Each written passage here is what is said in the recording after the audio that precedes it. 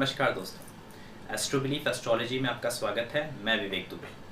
दोस्तों, आज हम बात करेंगे लव रिलेशनशिप, यानी कि लव फेलियर होगा या सक्सेसफुल होगा, उसके बारे में आज हम बात करेंगे। सक्सेसफुल यानी डेफिनेटली यहाँ पे आप एक पर्टिकुलर जो आपका गोल होता है, आपको कैसे रहना है, शादी करना है वगैरह वगैरह, वो सारी चीज़ें फाइनल करते हो, वहाँ तक आप पहुँचते हो। और फेलियर का मतलब बीच में टूट जाना या फिर कई सारे रिलेशन होना आपके लाइफ में बट एक भी टिकना नहीं, ऐसे सारी चीज़ों को दर्शाता है। तो उसके बारे में लव फेलियर्स को मैं उसको उसमें काउंट करता हूँ, तो उसको हम देखेंगे। और इससे रिलेटेड ऑलरेडी मैंने कैसे देखना है, इससे रिलेटेड पोस्ट मैंने इंस्टाग्राम पे ऑलरेडी दी हुई है दोस्तों। तो अगर आपने मेरे इंस्टाग्राम प्रोफाइल पे नहीं विजिट किया है तो आप मेरे लिंक मैंने डिस्क्रिप्शन में दे रखी है, वहाँ पे आप विजिट कर सकते हैं। काफ़ी इंटरेस्टिंग एस्ट्रोलॉजिकल पोस्ट वहाँ पे आपको मिलेंगी। लाइफ से जुड़े हुए और भी जो टॉपिकल मुद्दे हैं, जैसे कि वेल्थ, करियर, आपका हेल्थ कैसा होगा, आपकी दशाओं को कैसे देखना है, राहु को पूरे चार्ट में कैसे देखना है, रेमिड यानी कि जो हम जेमस्टोन से रिलेटेड हम चीज़ें पूछते हैं, जेमस्टोन कौन सा धारण करना चाहिए, और भी जो भी मुद्दे हैं लाइफ के, रिलेशनशिप, मैरिड लाइफ, ये सारी चीज़ें आपको मेरे यूट्यूब के वीडियो में प्लेलिस्ट में अगर आप जाएंगे तो सारी टॉपिक्स आपको मिल जाएंगे ईजिली।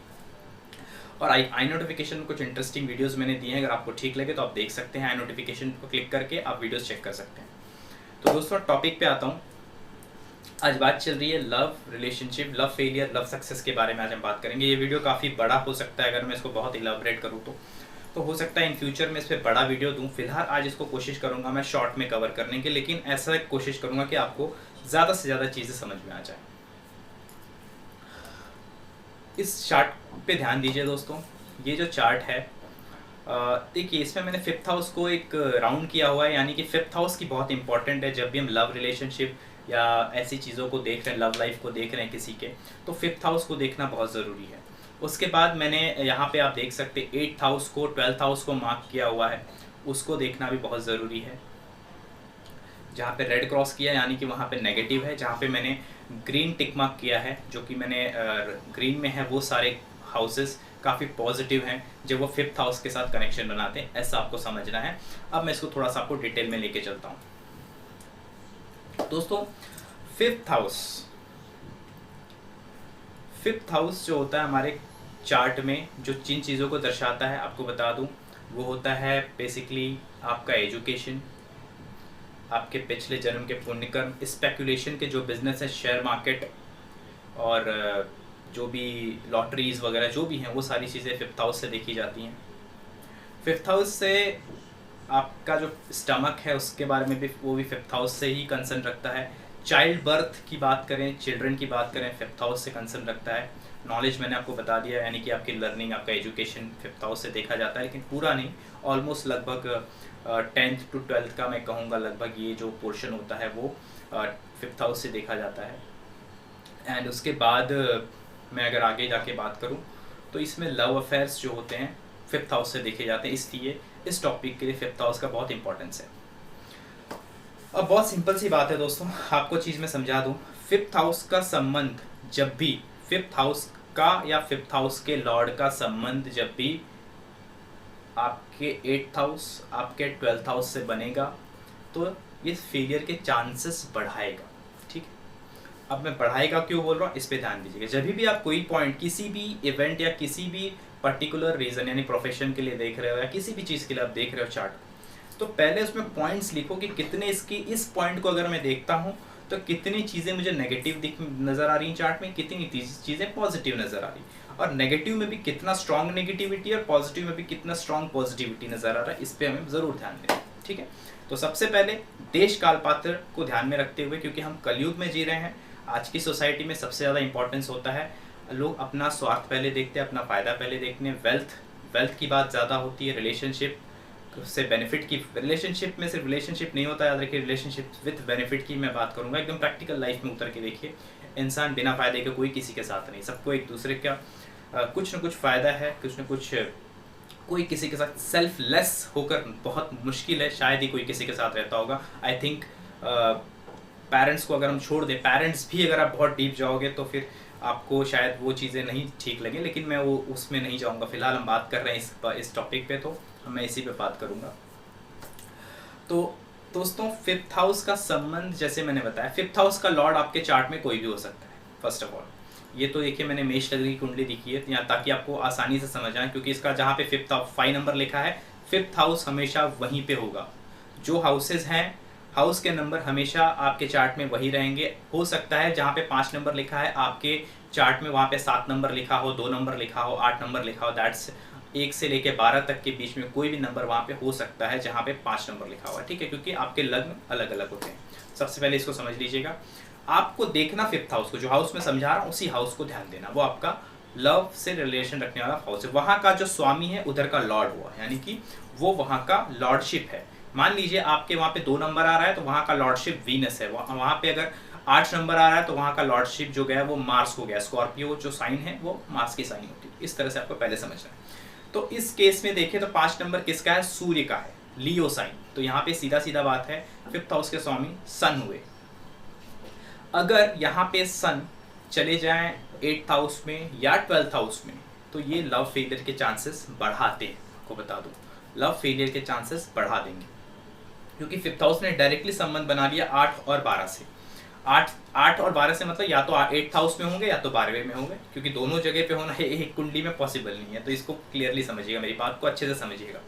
तो फिफ्थ हाउस के स्वामी अगर 8th में जाएंगे तो यहाँ पे आपके रिलेशनशिप बनेंगे, एक फिजिकल रिलेशनशिप भी बनेगा, एंड आफ्टर दैट आपको ऐसा लगेगा कि ओ शिट, मैं तो फंस गया या फंस गई, व्हाटएवर। आप फिर उस सिचुएशन से बाहर निकलना चाहेंगे।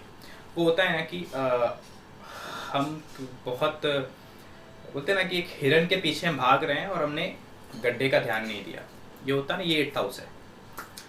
तो मुझे एक क्वेश्चन किया था किसी ने कि फिफ्थ हाउस से 8th हाउस 4th है, चौथा पड़ता है तो सुख को देता है।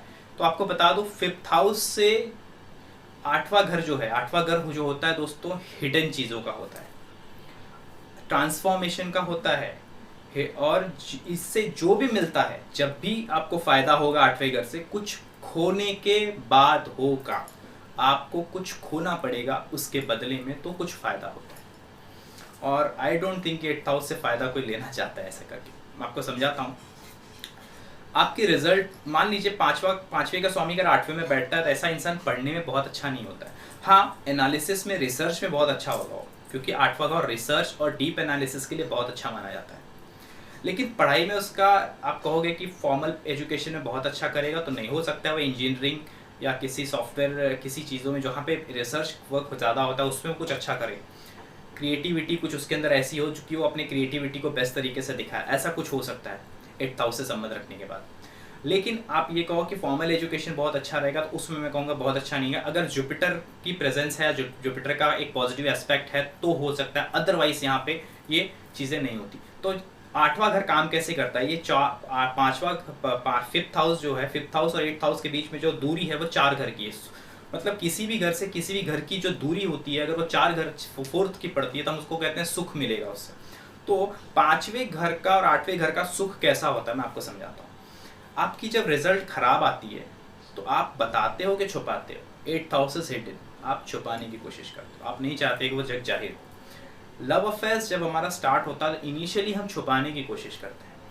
वो बात अलग है कि बाद में वो स्प्रेड हो जाता है, बिकॉज वो धीरे धीरे लोगों में फैलता है। और आपको बता दो, जो लोग जितना शो ऑफ करते हैं अपने रिलेशनशिप का, उनका रिलेशनशिप उतना ही अनसक्सेसफुल होता है। इसका मैं आपको बाद में चीज़ें कभी समझाऊंगा, इस पर जब दूसरा वीडियो डिटेल में करूँगा तब बात करेंगे इसके ऊपर। जितना आपका लव रिलेशनशिप, जितना आप सीरियस लेवल पे और साइलेंटली रखोगे, उतना ही सक्सेसफुल होता है आपका लव अफेयर्स। तो अगर यहाँ पे 5 और 8 का मैं बताऊँ तो यहाँ पे मैंने बताया कि एक फिजिकल सेंस में आपका रिलेशनशिप बनेगा, बाद में आपको लगेगा कि यहाँ पे अटक गए, यहाँ पे हम फंस गए आके, ये मुझे नहीं करना चाहिए था या नहीं करना चाहिए, जो भी है, उस सब सिचुएशन में आप आके फंस जाओगे। इसलिए इसका जो सुख है, इवन आई कैन से, एक चाइल्ड, एक लेडी प्रेग्नेंट होती है बट सडनली उसका कुछ मिसहैपनिंग हो जाता है, तो उसने सुख तो लिया प्रेग्नेंट होने का, लेकिन मिसहैपनिंग हो गई 8वें घर के साथ। 8वें घर में है तो अब आप कहो, वो ये चीज़ को भी समाज छुपाता है, बताता नहीं है, कोई भी बाहर ये सारी बातें नहीं बताना चाहता।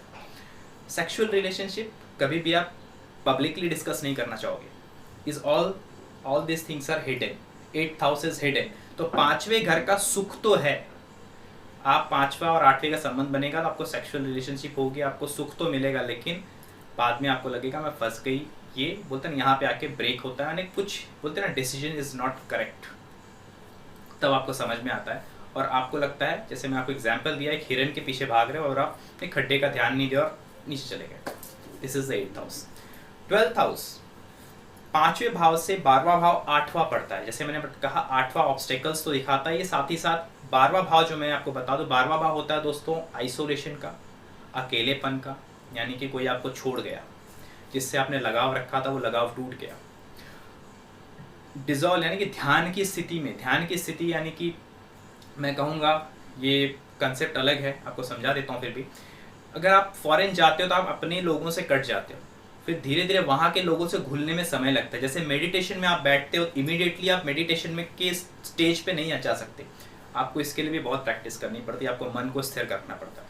वैसे जब आप फॉरेन जाते हो तो ये भी आइसोलेशन ही हुआ आपके लिए, आप अपने लोगों से, अपने दोस्तों से, अपने परिवार से पूरी तरह से कट ऑफ, आपकी पूरी लाइफ, पूरी सब कुछ आपका चेंज हो गया सिनारियो। अब आपको वहाँ पे डिजॉल्व होना पड़ता है, लोगों में घुलना पड़ता है धीरे धीरे, तब जाके आप कहीं आपके अपने आप को स्टेबिलिटी दे पाओगे।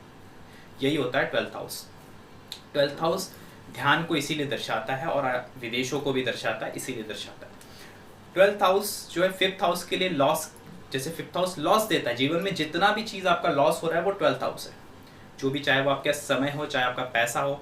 तो जैसे कि रिलेशनशिप का जो प्लैनेट है 5th हाउस, वो जाके 12th हाउस में बैठ गया, तो यहाँ पे भी वो लॉस दिखा रहा है, आइसोलेशन की स्थिति में लेके जाएगा। आइसोलेशन यानी कि वही आपका अटैचमेंट, आपका इमोशंस सब अकेला हो गया, यानी कि आपको छोड़ के चला गया, आपके पार्टनर का लॉस हो गया आपके साथ। अगेन यहाँ पे वो चीज़ आती है। तो पहले तो ये चीज़ देखना है कि 5th हाउस लॉर्ड बैठा कहाँ है, उसके बाद देखिए कि 5th हाउस के ऊपर एस्पेक्ट कितने हैं, 5वें घर पे कौन कौन से प्लैनेट एस्पेक्ट कर रहे हैं। अगर अच्छे प्लैनेट के एस्पेक्ट है वीनस के, मून के, जो कि बहुत इंपॉर्टेंट है, इसके पे ऊपर मैं अभी आऊँगा। जुपिटर, वीनस, मून, जो भी पॉजिटिव प्लैनेट्स हैं, अगर उनके एस्पेक्ट्स हैं तब तो अच्छा है, तब तो ये ठीक है। लेकिन एस्पेक्ट नहीं है, 5th हाउस के ऊपर एस्पेक्ट हैं मंगल के, शनि के, राहु के, तो chances are very less again. और अगर 2 या 2 से ज़्यादा एस्पेक्ट है, मैं ये लॉजिक कई बार आपको समझा चुका हूँ कि 5th हाउस पे हो या 7th हाउस पे हो, किसी भी हाउस की अगर बात करो, अगर उसके ऊपर 2, स्पेशली जहाँ पे रिलेशनशिप और इमोशन की बात आती है, वहाँ पे ये लॉजिक बहुत ज़्यादा इंपॉर्टेंट है। अगर 2 malefic, natural malefic planet, Saturn, Sun, Rahu, Mars, ये 4 को पकड़ के चलिए, ये अगर देखते हैं आपके 5th हाउस को, कि कोई 2 इसमें से, मान लीजिए सन और सैटर्न देख रहे हैं या राहु और सैटर्न देख रहे हैं आपके 5th हाउस को, तो भी 5th हाउस से रिलेटेड लव फेलियर्स 100% ये देंगे। तो देखिए 5th हाउस को देख कौन रहा है, 5th हाउस को नहीं देख रहा है, तो 5th हाउस का जो लॉर्ड है उसको तो नहीं देख रहे हैं ऐसे 2 मैलेफिक प्लैनेट्स, ये देखिए। और मैंने सिचुएशन तो बता दी, अगर 8-12 में बैठा है तो ऑलरेडी दिक्कत देगा वो। ये कुछ सिचुएशन है जहाँ पे फेलियर के चांसेस ज़्यादा है। एक तो मैंने बता दिया कि 5th हाउस 8th और 12th में जाके खुद बैठ जाए, या उनके लॉर्ड के, जो 8th और 12th के लॉर्ड है उनके साथ कंजंक्शन में कहीं पे बैठ जाए। मान लो 5th हाउस में ही आके 5th हाउस का लॉर्ड और आपका 8th हाउस या 12th हाउस का लॉर्ड साथ में बैठा हुआ, ये भी फेलियर ही देगा ऑलमोस्ट। तो आपको रिलेशन देखना है कि 5वें भाव के स्वामी का संबंध 8वें भाव या 12वें भाव के स्वामी से नहीं होना चाहिए। अगर है तो ये फेलियर के आपके, ऐसे जैसे मैंने कहा ना, एक चार्ट बना लीजिए, टिक कर लीजिए कि 1 नेगेटिव पॉइंट, तो ये एक नेगेटिव पॉइंट है कि फेलियर के चांसेस बढ़ा, ऑलमोस्ट 50% चांसेस ये फेल करा देगा ये कॉम्बिनेशन। और 5th हाउस में बैठेगा तो 100%, और कहीं बैठे तो शायद कुछ 5th हाउस और 12th हाउस के लॉर्ड कहीं और बैठ जाएं केंद्र में, 10th हाउस में, 12th हाउस में, तो कुछ हद तक ये उतनी प्रॉब्लम नहीं, लेकिन 5th हाउस में ही बैठ जाएं या 12th हाउस में या 8th हाउस में ही बैठ जाएं तो ये ज़्यादा दिक्कत देंगे। अगेन अब आपको ये सारी चीज़ों को देखने कैसे, एस्पेक्ट मैंने बता दिए, 5th हाउस पे एस्पेक्ट आपको देखना है, 5th हाउस 5th लॉर्ड के ऊपर एस्पेक्ट देखना, और 5th हाउस का जो लॉर्ड है उसके कंजंक्शन या कॉम्बिनेशन कहाँ कहाँ बन रहे हैं, किसके साथ वो बैठा हुआ है, क्या उसकी स्थिति, वो पहले देख लीजिए। ये इंपॉर्टेंट है, मैंने आपको कैसे देखना है काफ़ी डिटेल में बता दिया है। इन सारी चीज़ों के बाद आप ये देखिए चंद्रमा की क्या स्टेट है, बिकॉज चंद्रमा जो है वो आपके इमोशन, अगर आपके इमोशन ही सही नहीं है, इम्बैलेंस इमोशन है आपके, तो ऑब्वियसली आपको लव बोलते हैं ना कि आपके इमोशन आपके पार्टनर समझेगा नहीं, आप कहोगे आप मुझे समझते नहीं हो, ऐसी प्रॉब्लम आपके जीवन में आएगी। ठीक है, तो मून इसीलिए बहुत बार आप देखते हो कि जब कुंडली मिलान होती है विवाह के लिए, तो चंद्र के नक्षत्र के जो जो कुंडली मिलान होती है only on the basis of moon होता है। वो जो चंद्र किस नक्षत्र में लड़की का है, चंद्र किस नक्षत्र में लड़के का है, दोनों को मिलाया जाता है और कुछ मिलाया नहीं जाता है। तो मन का मिलना, बिकॉज मून इज द कारका ऑफ मन, हमारे मन का कारक है मन। तो वो जो कनेक्टिविटी है आप, यानी कि जो बोलते हैं ना कि हम आंखों में देख के, इसको देख के समझ जाते हैं कि आज मेरा पार्टनर दुखी है या फिर इसको क्या चाहिए, ये जो चीज़ें, ये मून का मिलना इसके लिए बहुत ज़रूरी होता है कि हम उसके इमोशन को पकड़ पाएं। ठीक है, उसके मूड को समझ पाएं कि किस मूड में है वो। Mood is moon. उसके बाद देखना है वीनस को। वीनस को क्यों देखना है दोस्तों? वीनस हमारे जिंदगी में हमें कोई भी चीज़ के प्रति अगर आकर्षण जब तक नहीं होता है ना, आज के खास करके आज की जो जिंदगी है, यहाँ पे आकर्षण का बहुत बड़ा रोल है। आपको बता दूं, अगर आकर्षण नहीं है यानी अट्रैक्शन नहीं है आपके पार्टनर के प्रति आपको, तो ऑब्वियस सी बात है आप कहीं ना कहीं वो इंटरेस्ट लूज करने शुरू कर दोगे उसको। और आज के डेट में बहुत बार ऐसा होता है कि इनिशियली हमारा बहुत अच्छा था, बट 6 महीने बाद ऐसा होने लगा, वैसा होने लगा। आप सुनते होंगे ऐसी चीज़ें होती हैं, लॉस्ट ऑफ इंटरेस्ट लॉस हो जाता है, बिकॉज यहाँ पे वीनस जो है वो कहीं ना कहीं गलत बैठा होगा। तो वीनस को देखना बहुत ज़रूरी है। वीनस, आपको बता दो एक छोटा सा चीज़ जो मैंने देखा है, सन और वीनस अगर कंजंक्शन में बैठे और दोनों के बीच में सिर्फ 10 डिग्री या 10 डिग्री से कम का डिस्टेंस है, मान लीजिए सन 10 डिग्री पे है, वीनस 19 डिग्री पे है, या फिर वीनस 10 डिग्री पे है, सन 19 डिग्री पे, ऐसा कुछ भी कॉम्बिनेशन है, तो आपको बता दूं ऐसे केसेस में जहां तक मैंने देखा सन और वीनस वाले हार्डली ऐसा होता है कि बहुत कमिटेड मिलेंगे आपको। यानी कि मैं आप लोग जो जिनके भी ये चार्ट में कॉम्बिनेशन है, मैं उनको कुछ नहीं कह रहा हूँ, जस्ट ये मेरा एक्सपीरियंस है, तो गलत मत लीजिएगा। मैंने नहीं देखा है कि ये लोग बहुत कमिटेड होते हैं। मैं कहूँगा कि इन पे बहुत ज़्यादा भरोसा नहीं किया जा सकता। दे कैन, मतलब उनको कहीं कोई और अच्छा लग गया तो दे कैन जस्ट गो, हाँ चुराएंगे, छुपाएंगे, बताएंगे नहीं, वो बात अलग है। तो आज के डेट में वैसे बहुत ज़्यादा होता है, आपको पता ही हो। लेकिन ये जो कॉम्बिनेशन है बहुत ज़्यादा, ये कॉम्बिनेशन जो अगर आपके चार्ट में, ये ज़्यादा इस चीज़ को ज़्यादा आप देखोगे, वो बंदा, ऐसे लोग आपको ज़्यादा मिलेंगे इस कॉम्बिनेशन के साथ। Sun and Venus are in same house, और ख़ास करके अगर ये 12th और 5th में है तो बहुत चांसेस जो मैंने कहा वो 100% हो जाते हैं ऑलमोस्ट। उसी तरह वीनस अगर राहु आपके चार्ट में है, तो ये भी बता रहा हूँ आपके, मैं शायद पहले भी ये चीज़ बता दूँ, सेक्सुअल एनर्जी को बुरी तरह से ये कहीं पे एक्सप्लॉइट करने का काम करता है। अगर ये कॉम्बिनेशन आपके 5th हाउस में बनता है, 8th हाउस में बनता है, इवन 11th हाउस में बनता है, नहीं 11th में नहीं, सॉरी 5th में बनता है, 8th में बनता है, तो ऐसे जगहों पे अगर ये कॉम्बिनेशन बन रहा है, इवन चार्ट में ये कॉम्बिनेशन वैसे भी नहीं अच्छा होता है, बट इवन ये कॉम्बिनेशन इन भाव में बनता है, तो बहुत ज़्यादा चांसेस है कि आपके जीवन में एक से ज़्यादा पार्टनर ये लाएगा और बहुत सारे लव फेलियर्स देगा। यानी कि यहाँ पे मैं कहूँगा कि एक, मैंने ऐसे बहुत ज़्यादा देखे हैं, लाइक शुक्र मंगल, शुक्र राहु, इन केसेस में पर्सन, उन जो पर्टिकुलर जो लोग थे उनके साथ अक्सर ज़्यादातर बोलते हैं ना कि लोग उनके जीवन में आए, रिलेशनशिप हुआ और एक बुरी तरीके से एंड हो गई। ये देखोगे खास करके वीनस राहु, वीनस मार्स का कॉम्बिनेशन अगर 5th हाउस में बने तो ये अच्छा नहीं होता उस पर्टिकुलर, जिसके चार्ट में कॉम्बिनेशन है उसके लिए नहीं अच्छा है। तो यानी कि उसको, उसके साथ ऐसा हो सकता है कि उसको यूज़ किया गया, इट्स काइंड ऑफ दैट। सो इससे भी संभल के रहें, क्योंकि कुछ चीज़ें मैंने आपको बहुत बता दी हैं, और ये वीडियो अगर बहुत चाहूँ तो बहुत बड़ा हो जाएगा दोस्तों। तो फिलहाल मैं इसको यहीं पे स्टॉप करता हूँ। ये वीडियो को प्लीज़ लाइक कीजिएगा और चैनल को सब्सक्राइब कीजिएगा। मिलते हैं फिर किसी एक अच्छे इंटरेस्टिंग वीडियो के साथ। अभी के लिए इतना ही दोस्तों, थैंक यू सो मच।